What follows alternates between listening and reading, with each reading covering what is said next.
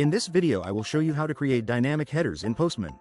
For creating dynamic headers we have to use pre-request scripts to set headers such as timestamps, authentication tokens or custom values.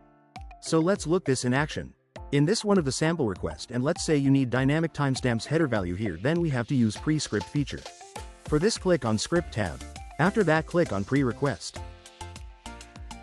Then paste the following code to create timestamp variable and holding timestamp value, and then second line is for storing timestamp in environment variable as shown here.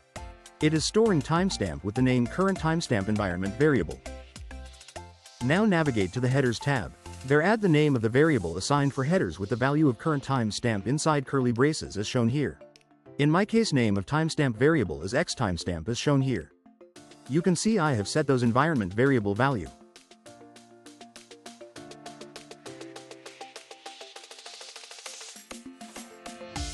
Now click on Send button to send the request.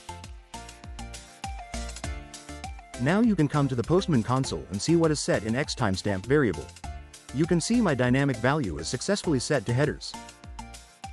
In this way we can use Prescript to set dynamic value in headers of Postman request.